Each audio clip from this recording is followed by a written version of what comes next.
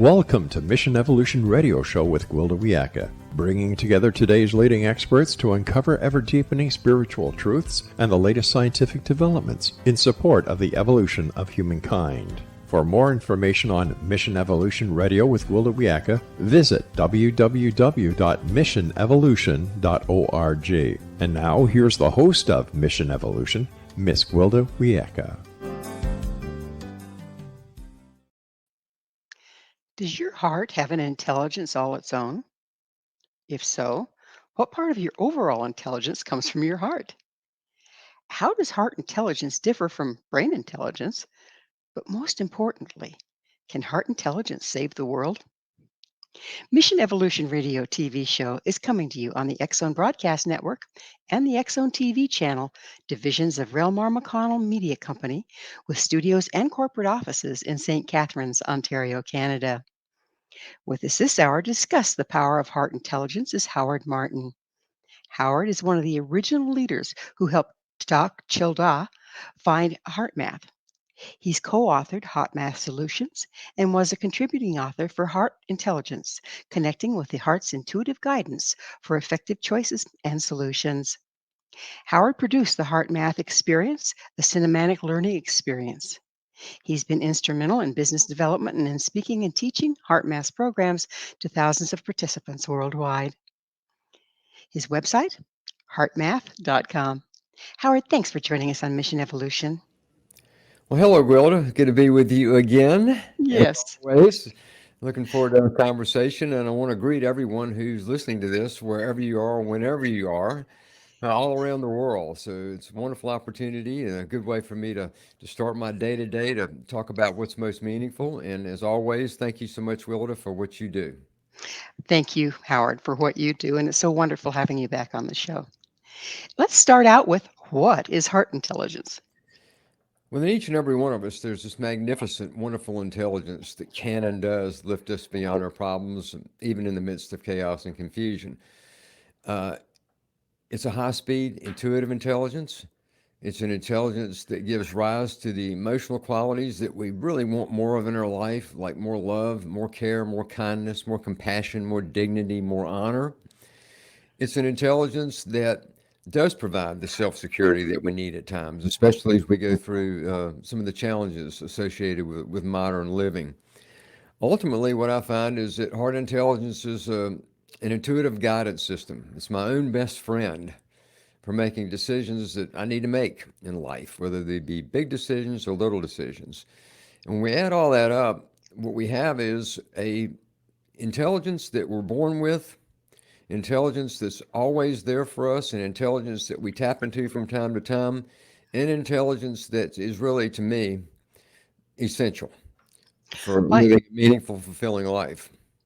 I understand that you and the crew at HeartMath have done a gang of studies on this heart intelligence. Would you tell us just a little bit about that? I'll be happy to. You know, we've been doing this now for over 30 years, and started out in 1991, a long, long time ago. Our goal and mission at the time was to try to introduce a heart-based or heart-directed system into the world that people could use to meet the challenges that were taking place then and that we knew were going to increase over time.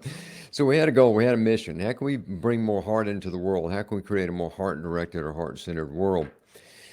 We also recognized that, heart had been talked about thousands of years, going way, way back, and that people referenced the heart all the time, but that somehow it wasn't being taken quite as literally or quite as seriously as we felt it could be. So we thought, we need to build a bridge here, between what people generally say about heart and what is talked about in the realms of philosophy and spirituality. How do we make that more appropriate for daily living? And we have to find a way to bridge that. We chose science to be the bridge. The reason we did that is that, I'm sure, Wilda, you would recognize as well as our listeners, the science carries a lot of weight. It's respected. When something is proven to be true through empirical science, the power of belief increases rather dramatically. Science says, and it's proven it, and therefore I will believe in it. So we needed to create a new belief about heart. So we began many, many years ago doing research on the physical heart.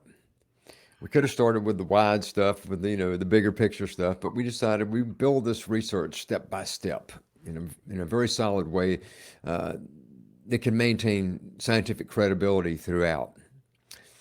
When we looked at the physical heart, we found that the heart, of course, is a cardiovascular organ.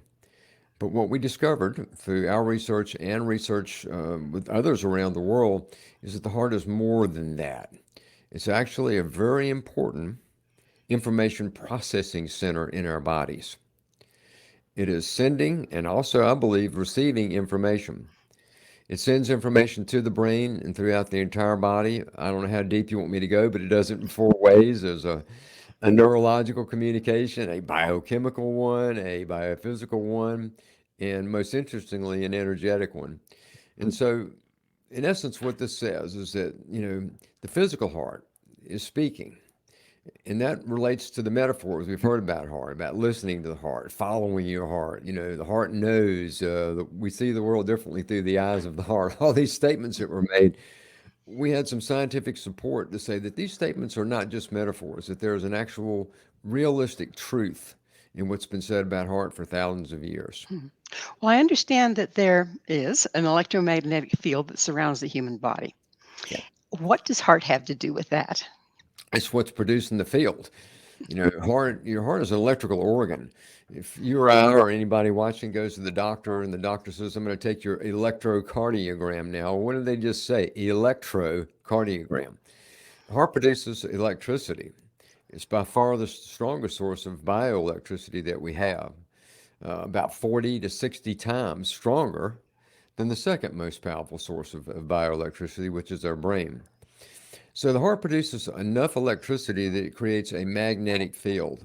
That magnetic field surrounds us in 360 degrees, right around our body. And it can be measured with the most conservative equipment you can measure fields with, about 3 feet or 1 meter outside the body. So we're producing this magnetic field. It's going to every single cell in our body, but it's also going out into space at least 1 meter. Now, many scientists believe that the 1 meter measurement is very, very conservative, that the field goes out much, much further than 1 meter. It's just a matter of what you're using to measure it. When I think about that field, I also try to think about it through the lens of quantum physics. Now, to be honest, I am far from any kind of an expert on quantum physics, but I do know one thing. When you consider things through the field of quantum physics, you remove the normal barriers of time and of space. And so what that means is this field produced by our heart easily detected 1 meter or 3 feet outside the body, possibly going much, much further, into the physical domain, but also connecting it to something much, much larger that goes beyond the normal barriers of time and space. And so the field itself is, to me, the most important communication vehicle that the heart has. I understand, Howard, that wherever one electromagnetic field crosses another, there are these things that are formed that are called X points. And this is NASA is out there trying to find all these X points because I guess the sun and the earth also have electromagnetic fields, much like what our body does. And what they're finding is wherever the electromagnetic field of the earth crosses with that of the sun, there's a wormhole or a bridge between time and space. How does this relate to the electromagnetic field of the heart and information? Well, it's a wonderful question. And first of all, every living system is producing a field, some sort of a magnetic field. And a lot of the research that we're involved in today is looking at, how fields affect one another, what information is being exchanged in the fields, the unseen energetic connections between all living systems on this planet and beyond, really. So fields exchange information all the time. I can offer a very simple analogy. It would be our cell phones. A cell phone produces a magnetic field. We imprint that magnetic field with information. It can be our phone call. It can be a picture we send someone. It can be a text that we send someone. But we imprint the magnetic field with information. That information is sent via cell phone towers to someone else's phone, which has a magnetic field. And that magnetic field picks up that information and then interprets it. So someone sees the picture or someone receives the phone call. The same type of process is going on between all living systems. It's just unseen. It's an unseen form of important, essential communication that links everything. Everything within the universe is linked through these energetic fields. How it relates to heart? Well, if the heart's producing the biggest field, it's probably got the more to do with those energetic connections than the rest of our physiology, because it's producing by far the strongest and biggest and most sophisticated field that we produce as human beings. So we're about to run out of time in this segment, but I've got a big question for you here. Okay, so we're getting information through the electromagnetic fields. How do we interpret that and translate it into day-to-day use or thoughts? Well, first of all, that information can often be more intuitive than it is linear. There's nothing wrong with linear logical mind intelligence. We have to have that. It's essential as well. But there's an intuitive intelligence that's associated with heart, that we get these impulses, we get these feelings. Intuition is often a feeling more than it is a thought. It's a sensing that we have. And learning to access and become more sensitive to that intuitive information relates to how we live our lives. How do we make decisions? How do we decide one thing? How do we decide to hire somebody or not hire somebody? Uh, how do we make the choice about what we're going to eat next? Lots of different questions that come up in just the flow of daily living. The interpretation has to be of like sensing the impulses, sensing the intuitive, nudges that we get from time to time, and then acting on them. Actually, taking the next step of manifesting and doing something with what we're feeling inside. That's the interpretive sort of process that I think we're going through right now. So again, we're about out of time here, but so that sounds to me like this is pretty much what animals have been running on all along. Well, animals certainly do have a different type of intelligence that we don't tend to respect as much, because it doesn't think, it doesn't produce numbers, it doesn't necessarily show emotion in the same way. But the ability for animals to sense is amazing. And I think, when I watch these nature shows and I hear about these things that animals do, I go, how do they do that? How does a turtle know exactly where to go his entire life, to swim thousands of miles to go lay eggs, and, yeah, stuff like that. How do birds know how to navigate? How does my cat understand me? I have a cat. I love my cat. How does this cat and I definitely communicate energetically all the time. Well, Yeah. it's that magic moment. We're going to have to take that station break. Howard and I will return very shortly, so don't go away. This is Mission Evolution, www.missionevolution.org.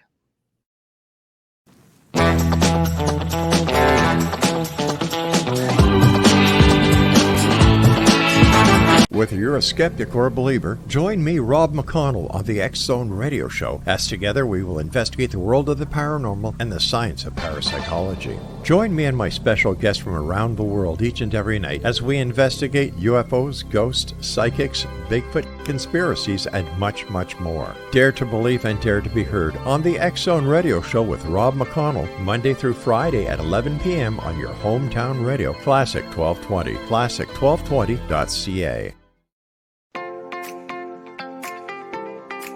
Are you interested in evolving with the times and becoming all you can be? Don't you wish there was one place to find the latest information to help guide you through the process? I'm Gwilda Wiyaka, host of Mission Evolution Radio TV. Join me on my mission to find the latest evolutionary knowledge and tools. The guests on Mission Evolution are leading experts in a wide variety of divergent topics, including allopathic, holistic, and integrative medicine, epigenetics, enlightenment, quantum physics, meditative practices, environmental issues, spiritual evolution, trauma healing, and so much more. Mission Evolution Radio TV is aired worldwide through the X Zone Broadcast Network, X Zone TV Channel 32 on Simul TV. You can enjoy our archives of radio or TV shows with our compliments at www.missionevolution.org. Come see the amazing lineup of guests and topics. With more than 200 episodes to choose from, you're sure to find what you're looking for. Visit www.missionevolution.org.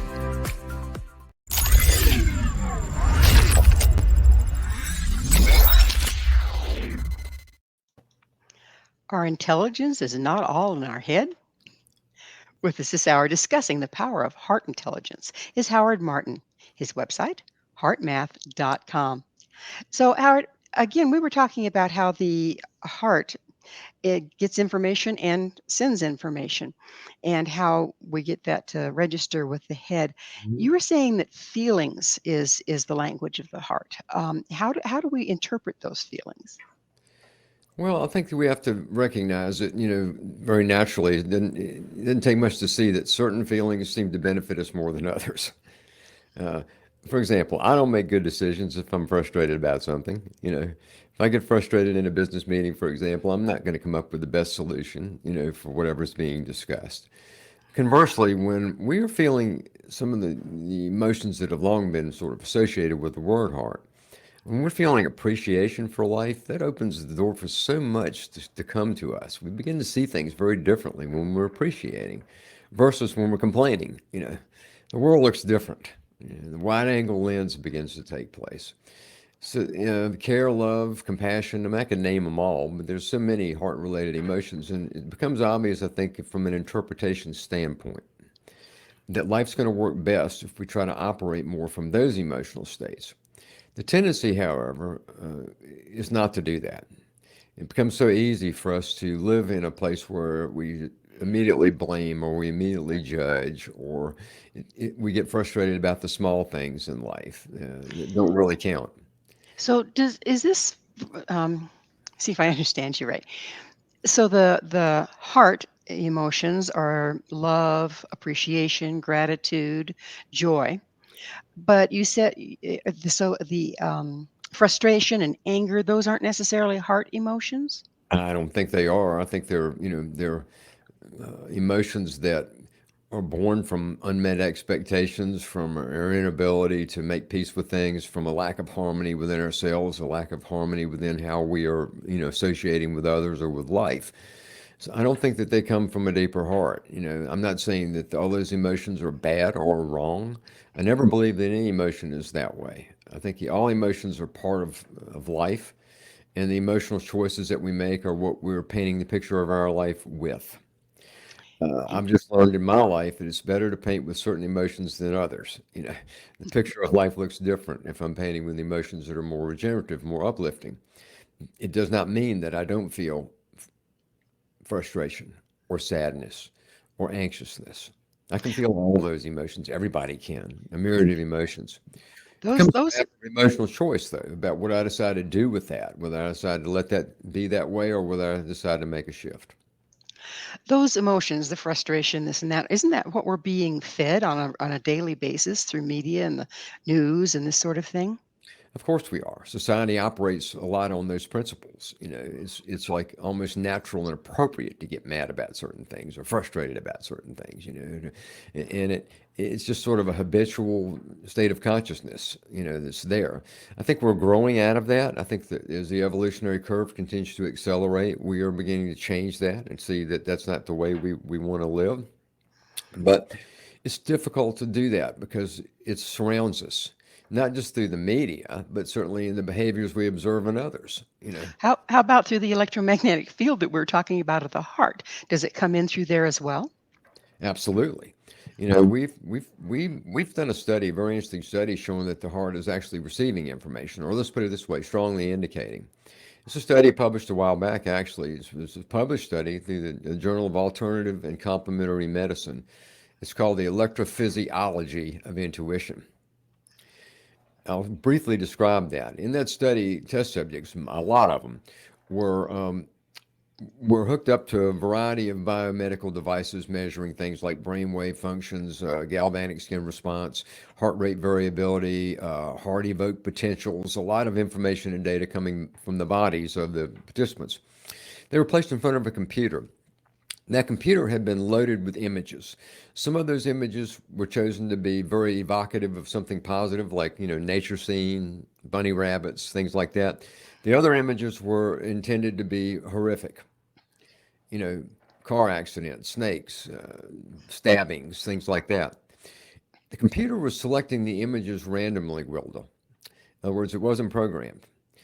The person would sit in front of the computer. There would be a prompt that came up on the computer asking them to press a button. They would press the button. There was a 6-second delay, then the picture would show up. Then that process was repeated over and over and over and over through randomly selected picture samples that were showing up on the screen. While that was happening, their bodies, all that information was coming back from the body. Here's where it got really interesting. In many to most cases, the body was responding to the picture the way it would depending on the type of picture that would show up.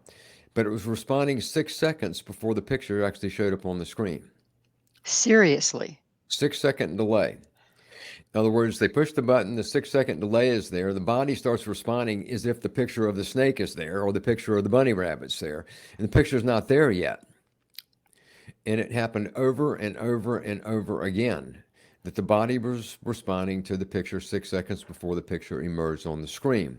Now, when I talked to the lead scientist on the project, Dr. Roland McCready, I was asking him so I could get the story right in case I was in a situation like right now where I needed to explain it.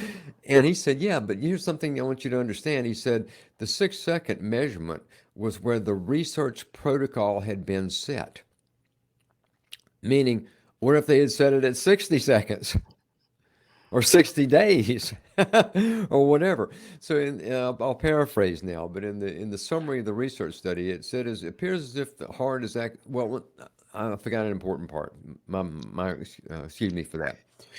When they analyzed the data in the body that was responding to the picture before it was there, they found the first responder was the heart. And then a second and a half after that, the brain responded. And then a second and a half before the picture emerged on the screen, the two came together, heart and brain coupled energetically. Then the picture showed up. So it was heart and brain together. So the first responder was the heart. So in the research summary, they said that basically it appears that the heart has access to a field of information that goes beyond the normal boundaries of logical linear intelligence and time and space. It's receiving information. They went on to say that it's something that probably has been happening all along. It's a natural part of how we function, but that we are not aware of it. And that in the future, as we become more aware of it, it will become more obvious that that's what's happening, and we can utilize that in ways that would be beneficial to us. That's a big paraphrase, but that's what they were saying. Fantastic. So that would also indicate that if I'm sitting next to someone, or even across the room or whatever, that's having a bad day, that information is going to go through my field and be picked up by my heart, whether there's any outward display of it or not. That's correct. We're communicating energetically all the time. I'll take it a step further. You and I are in different physical locations right now, but we are in a shared experience. My belief is that we're not only communicating through our conversation and through seeing each other on our computer screens, we're communicating energetically right now through the shared experience that we're having. A step further than that is I believe that we are communicating energetically with all of our listeners, and that energetic communication is taking place whether they are listening to this at the same time or whether they're listening to it because they found it online or through one of the wonderful ways in which you distribute your programs. Well, they found it 6 months later. That energetic communication is still taking place. So it opens up a whole new world of understanding, or a whole new world of possibility of what's taking place in our lives. And it's part of to me, expansion of awareness that we are going through right now as we go through this evolutionary cycle on planet Earth. It's amazing to me because, like you mentioned, the indigenous people, and for ages, the heart has been considered the major organ, the one of not just feeling, but of thought and choices and that sort of thing. And also, the shamanic cultures believe in traveling through time and space, and not restricted to time and space. And all of this is starting to explain that, is it not? Well, it helps. I think it can explain some of these sort of, I would just call them wider concepts, that are very intriguing to us and very, they're entertaining in a way. I certainly enjoy thinking about those things myself. But so many times when I spend time thinking about that, it's an entertaining exercise that doesn't result in an understanding. And I think that the focus we need right now is not so much on that, but on how are we going to learn to get along better on this planet. To me, the big missing factor that's holding back these new understandings, really, for them coalescing into something that's solid, hinges on one thing. It's a secret hidden in plain view. The secret is we need to learn to get along better.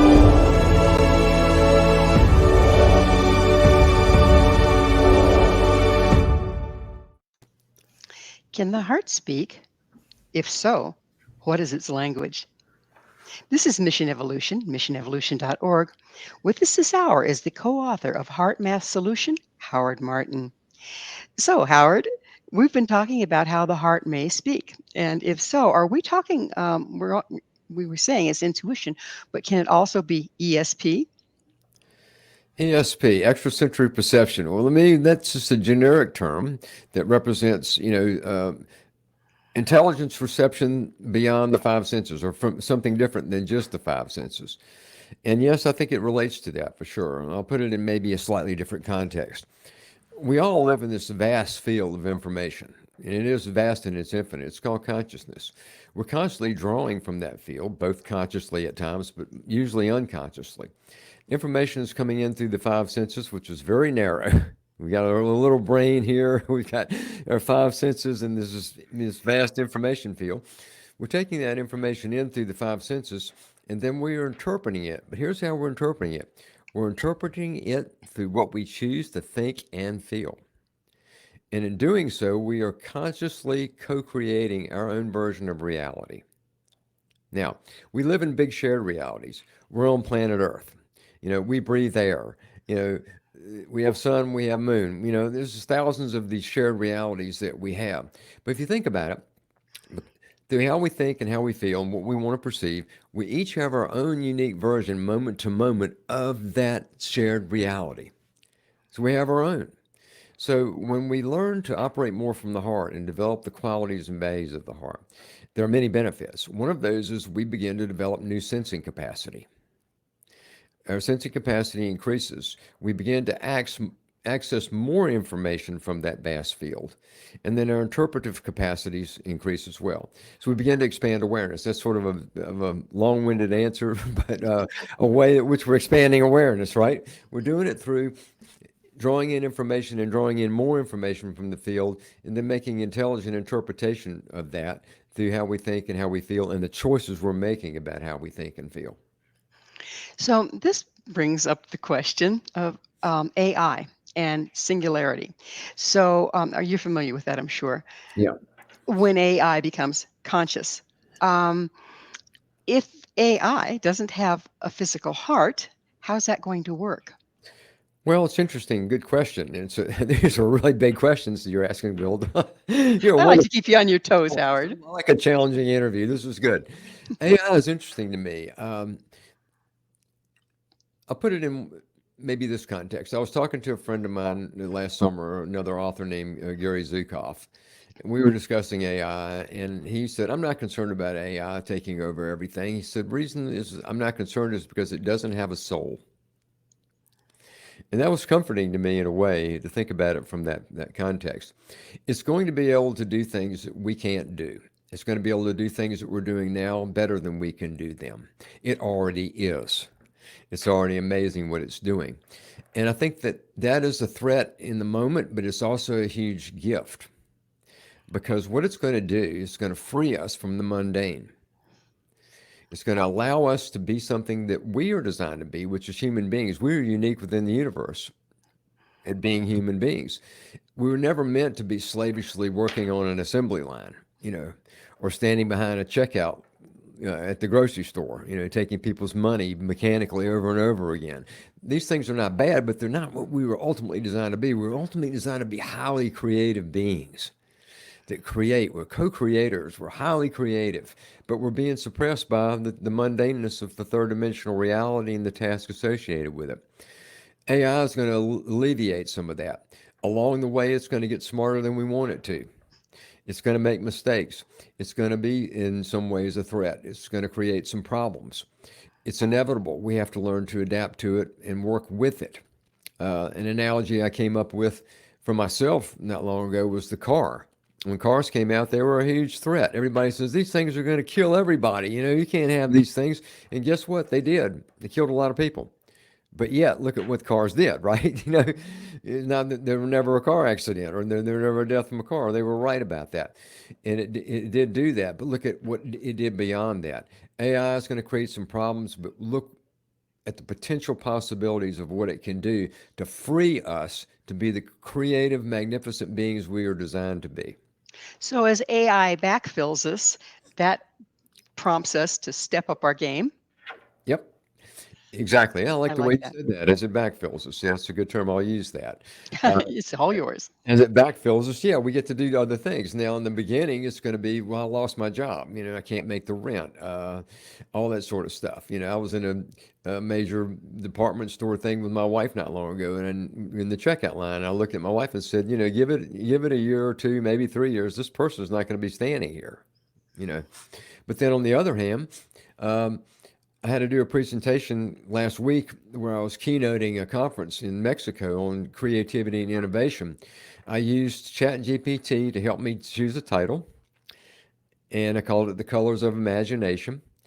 I wanted an image to represent the colors of imagination. I looked at all the hundreds, if not thousands, of images that I had. I didn't find anything that I really thought was exactly right.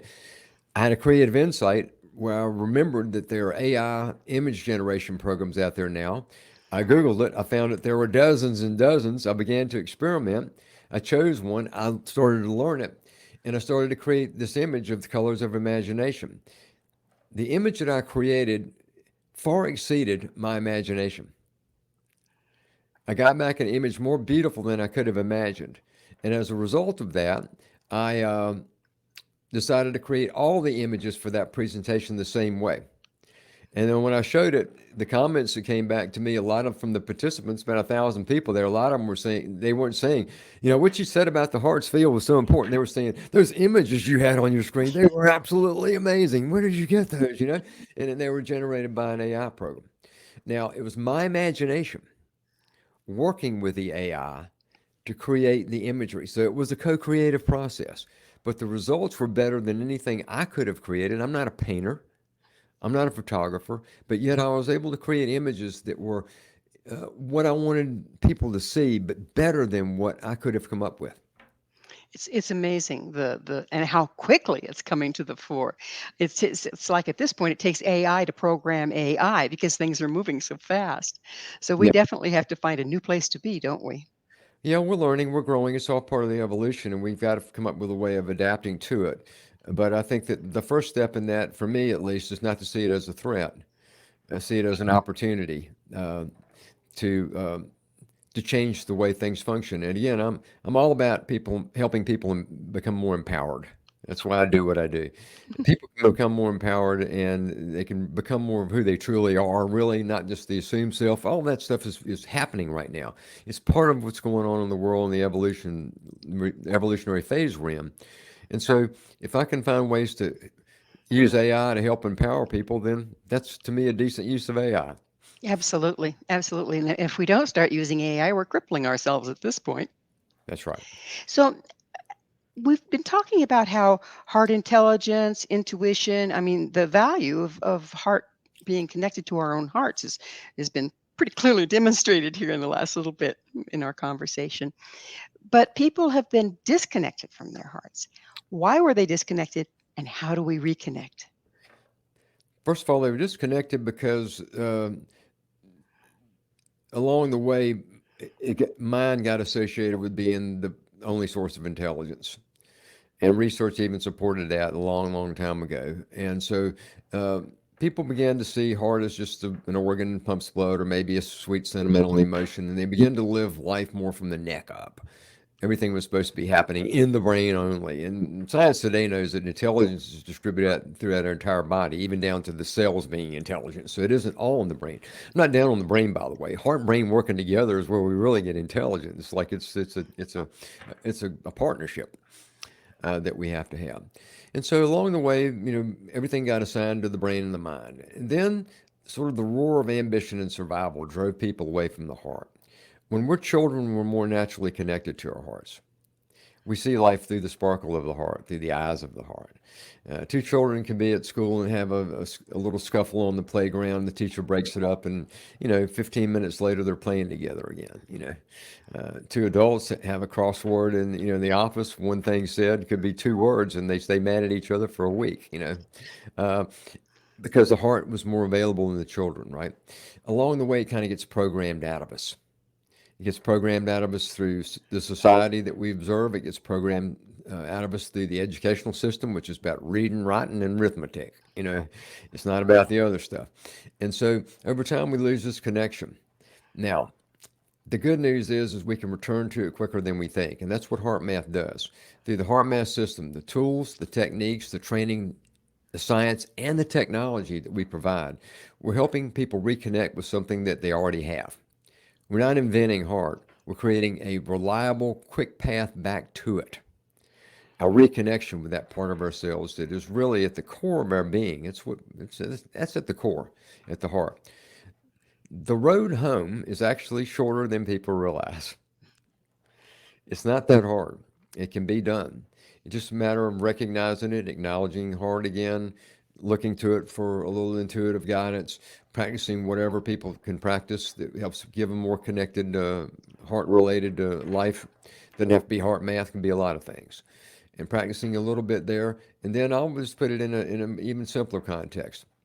Make an effort to do things like appreciate the good things you already have in your life. Gratitude is huge, isn't it? It's huge. Yeah. Try to be just a little bit extra kinder to people. These are little steps you can take, but those little steps begin to open up pretty quickly. And then the downloads start.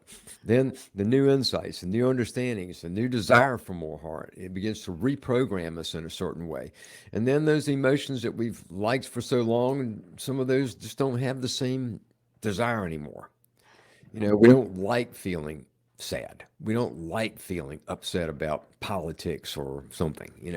It just doesn't have the same appetite. The emotional appetite changes. And we begin to have a life that looks a lot different. And over time, as we do that, it begins to draw and magnetize from that field we talked about earlier. New understanding, new experiences, new conveniences, new fulfillment begins to come in. And we begin to live a life far better than the one we could have imagined, just like creating those pictures. If we do that, put a little more heart into anything that we do, it will begin to open up again possibilities that exceed our expectations. And I think many people are starting to experience that. I know the world has got so many problems now, it is a mess in many ways.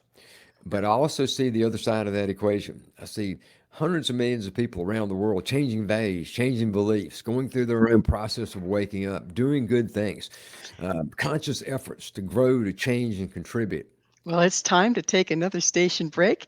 Howard and I will be back to explore the power of heart intelligence. This is Mission Evolution, www.missionevolution.org.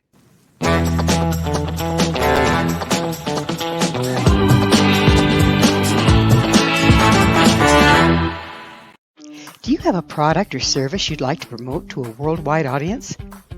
Imagine your product featured on Mission Evolution Radio TV. If you're interested in showcasing your work, Mission Evolution is broadcast to the X-Zone TV Channel 32 Simul TV, on the X-Zone Broadcast Network, YouTube, iTunes, iHeartRadio, Amazon Music, Audible, and many other audio and social media platforms. Our professional studios can produce and broadcast your custom high-quality ad. It will be permanently embedded in each episode and featured in the archives for years to come. Together, we can make it happen. Contact us at info@missionevolution.org for more details. Spaces are limited, so don't miss out on this great opportunity. Email info@missionevolution.org today.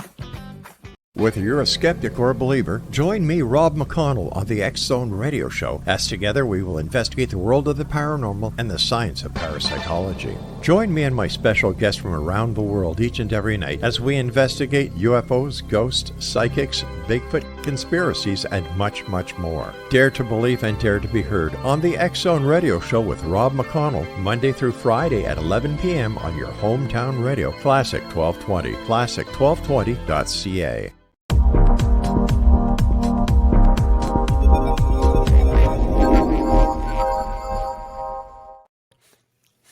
Can heart intelligence save the world? This is Mission Evolution, missionevolution.org. We're continuing our discussion with the co-founder of Heart Math, Howard Martin. His website, heartmath.com. So, Howard, there's the question of the day. And, we're clearly in a time of major upheaval and transition. How can heart intelligence help us navigate through this? Well, it's essential. It's no way we do it without it. Uh, First of all, I don't think the world necessarily needs to be saved. I think the world's going to come out okay. It doesn't look that way right now, but I think we're on the right track. Actually, I think we're in the right place at the right time with what the evolution needs to be. But it sure needs some changes, right? And those changes cannot come about until I think we manifest more of the qualities of the heart and add those into what we do. And it doesn't have to even be called heart, it's the qualities of the heart. The intuitive intelligence provided by the heart, along with the emotional characteristics associated with it, have to be a part of the process now. Everything else has been tried. Logical, linear, mind based intelligence alone, without partnership with the heart, has gotten us to where we are today. There's some good in that, but there's some problems with it too. We have to begin to manifest more of these qualities, collectively as well as individually, to meet the challenges that we're going to face. Where are the solutions to climate change going to come from? You know, where are we going to find ways to begin to reduce or eliminate war as a process of resolution of trying to resolve something? You know, we got to add more of these qualities into what we do. So to me, of course, that's my bias. It's my mission. That's my life's work. But when I look at the world today, I say, well, this is one of the only things that really hadn't been tried enough yet. It's been talked about. It's been, dialogued. It's been placed into the respected confines of philosophy and spirituality and religion. But we got to bring it to the street. And when we do that, I think we're going to find the solutions that we need to meet the challenges that we're facing. Without it, I think it's going to be a hard road. And so that's what keeps me motivated. Some 30 some years later after we started Heart Math, I feel still like a little kid that's, having fun and out in the world trying to help people find something they already have inside so they can have a better life. Well, if we think of the heart as the connection to all this esoteric, and by esoteric I mean unseen, information, and from that information is where our new solutions can possibly come. It doesn't it make sense that the first step is reconnecting with our heart so we can get the information in the first place? It does. And like, what has anybody got to lose by doing that? That's the point. Like, when this heart is not competitive with anything. It doesn't mean you give up your beliefs. It doesn't mean you give up the wonderful minds and brains that we have. None of that goes away. You're just adding something to it. And so, what would be the downside of adding more of that to your life? Of having a little bit more care, compassion, understanding. First of all, for yourself, but then for other things and other people and other situations. There's no takeaway in that I can find. Well, people are afraid of being vulnerable. I think that heart and open heartedness is associated with vulnerability, is it not? It is, but heart can also be associated with self security. A place inside that we do go to and have gone to in our life when we need to find answers to something that we can't think our way through. We turn to our heart. That's when we do things like meditate or pray or walk on the beach or walk in the woods or drive off into the car in the middle of the night to try to work something out. A lot of times we're pulling deeper, aren't we?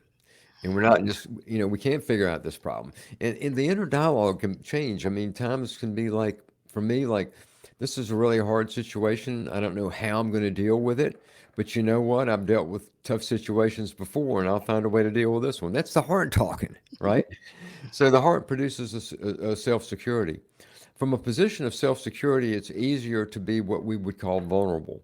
Vulnerable does not mean necessarily wearing your heart on your sleeve. It doesn't mean opening yourself up for unpleasantry. It does mean being self-honest. It does mean being able to speak your truth from a authentic place. That is being vulnerable. Uh, so it's not a weakness. Vulnerability is a strength, and it's born from a feeling of self-security. When I'm feeling more self-secure, I don't mind talking about things that may not be the most enjoyable for me to talk about. So Whether the key there is sovereignty within oneself, sovereignty, what would be your definition of that? unification, completeness. Yeah, I think um, aligning within ourselves, alignment. Sovereignty is not a bad way to describe that. When we're aligned, when our heart, mind, and emotions are in sync. And this is what we measure with our technology, with, our new app, the HeartMath app, with, the type of technology that we have. We're measuring this internal synchronization that we have at the physiological level. It's beyond the physical, though. It's actually, psychological, and it's actually spiritual. When all that stuff sort of syncs up and aligns in a very casual, natural way, that's when we begin to operate at our very, very highest best. And that's when we're the people that we really want to be. That's when we're unfolding and evolving at a high rate of speed. And it's from that place where more of us do that more consistently. We'll have good days, we'll have not good days, we'll have ups, we'll have downs. But when we do that more consistently, as more of us begin to do that, that openness and cooperation will become the norm rather than the exception. So you can, it's easy to sit here and think, oh, how are we going to get everybody to do this? But it doesn't take everybody, does it? It doesn't. No, the energetic fields are communicating all the time. And a good way of saying it is coherence is stronger than incoherence by far. A little bit of coherence can offset an awful lot of incoherence. Analogy I've used in the past is some of these cleaning solutions that I've seen advertised on TV, where you only take the cap of the bottle and put it in a gallon of water. That's all it takes for that thing. Then it'll clean everything, right?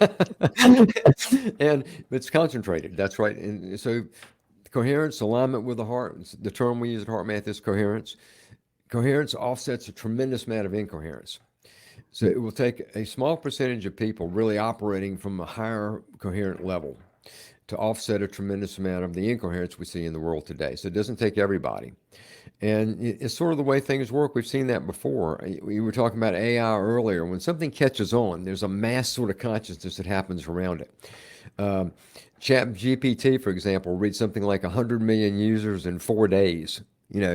How fast did it grow, and how quickly did all of a sudden, I never heard of this thing back, several months ago. Now I'm using it on a daily basis for a variety of functions.